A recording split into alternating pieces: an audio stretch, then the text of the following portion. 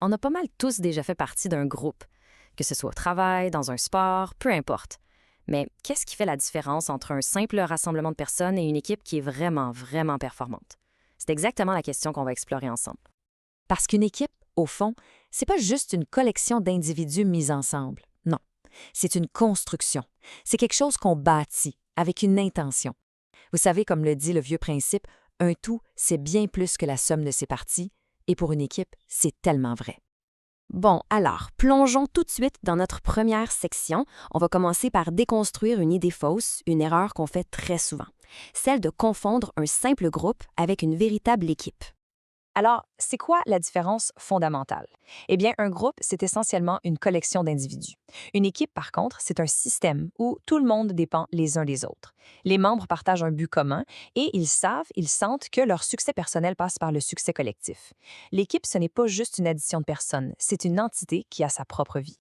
Et pour vraiment, vraiment saisir cette différence, on va utiliser une image, une métaphore, celle de l'iceberg. Pourquoi un iceberg? Parce que, comme pour un iceberg, les forces les plus puissantes d'une équipe, celles qui décident de tout, sont souvent invisibles, cachées sous la surface. Commençons par le commencement, par le sommet de l'iceberg, la partie qu'on voit. Ce sont tous les éléments concrets, explicites du travail d'équipe, ceux qui sont, en apparence, faciles à voir et à gérer. Au sommet, on retrouve trois grands piliers. D'abord, des buts clairs qui donnent une direction à tout le monde. Ensuite, des rôles bien définis pour que chacun sache ce qu'on attend de lui. Et finalement, des processus qui structurent la façon dont on travaille ensemble. C'est la fondation, le plan de match visible. Prenons un exemple bien connu, la méthode Scrum. C'est l'exemple parfait d'un processus visible. Le cycle est super clair. Le product owner priorise le travail, l'équipe produit quelque chose de concret dans un sprint, ensuite tout le monde regarde les résultats et on recommence. Ça donne un cadre, une prévisibilité au travail. Ou on peut penser à la méthode Kanban. Son gros point fort, c'est la visualisation. Avec un tableau Kanban, tout le monde peut voir d'un seul coup d'œil où en sont les tâches. Ça amène une transparence incroyable, de la flexibilité et ça encourage l'amélioration continue, le fameux principe du Kaizen. Et c'est là que ça devient vraiment intéressant. Parce que si avoir des processus clairs comme Scrum ou Kanban, ça suffisait, eh bien toutes les équipes seraient super efficaces, non? Or, on sait tous que c'est loin d'être le cas. Alors, qu'est-ce qui manque? La réponse, bien sûr, elle se trouve sous la surface. Alors voilà, on met notre équipement de plongée et on descend sous la ligne de flottaison. On va explorer la partie immergée de l'iceberg, les dynamiques psychologiques cachées qui, en réalité, dictent la façon dont un groupe fonctionne. Ce qu'on explore ici, c'est ce qu'on appelle la dynamique de groupe. C'est un concept qui a été développé par un psychologue du nom de Kurt Lewin. Lui, il voyait le groupe comme un champ de force, un système où la modification d'un seul petit élément vient affecter tous les autres. C'est le moteur invisible de l'équipe. Et c'est quoi, ces forces invisibles? On parle de choses comme la culture du groupe, ses valeurs partagées, des normes non écrites, vous savez, ces règles que personne ne dit à voix haute, mais que tout le monde suit. On parle aussi de la cohésion, ce sentiment d'appartenance qui fait qu'on se sent ensemble, et aussi du pouvoir informel qui n'a souvent rien à voir avec l'organigramme officiel. Pour illustrer ça de façon frappante, parlons de la cohésion avec l'histoire vraie d'une équipe qu'on avait surnommée « Tout sourire ». Au début, c'était le bonheur parfait. Tout le monde était de bonne humeur, l'ambiance était euphorique, c'était une belle cohésion, mais seulement en surface. Parce que dès qu'un vrai désaccord est apparu, un conflit sur l'organisation du travail, eh bien, le beau vernis a craqué. La belle harmonie a complètement volé en éclats. Et ce qui est fascinant, c'est que cette épreuve a montré que la cohésion du début était fausse. Il n'y avait pas de lien véritable sous les sourires. Alors, comment ils s'en sont sortis? Ils ont utilisé ce qu'on appelle la métacommunication. En gros, ça veut dire qu'ils ont commencé à parler de la façon dont ils se parlaient.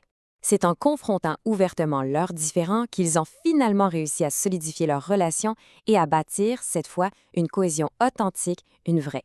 Ces forces invisibles sont donc hyper puissantes. Mais attention, elles cachent aussi des dangers. C'est le moment d'explorer les pièges qui nous guettent dans les profondeurs de la dynamique de groupe.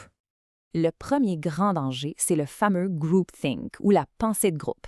C'est ce qui arrive quand le désir d'harmonie devient tellement fort que plus personne n'ose critiquer ou amener une idée différente de peur de déplaire. La conformité prend le dessus sur la raison et ça peut mener à des décisions catastrophiques. Un autre risque, qui est plus subtil, c'est ce qu'on pourrait appeler le confort de groupe. Une équipe peut devenir tellement bonne dans ses routines, tellement en harmonie, qu'elle finit par se refermer sur elle-même. Elle est dans sa bulle et elle ne voit plus les changements qui se passent à l'extérieur. C'est une forme de complaisance très dangereuse. Et bien sûr, il y a le conflit. Inévitable. Face à un désaccord, il y a plusieurs réactions possibles. Certains vont l'éviter à tout prix, d'autres vont entrer en mode rivalité pour imposer leur point de vue. Il y a aussi la conciliation ou le compromis, mais la voie la plus constructive, la plus riche, c'est la collaboration.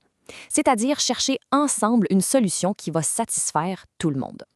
OK, on a exploré le visible, l'invisible, les dangers. Alors, comment on fait pour atteindre l'excellence? C'est ce qu'on va voir maintenant dans notre dernière section, le fameux secret des équipes qui maîtrisent leur dynamique.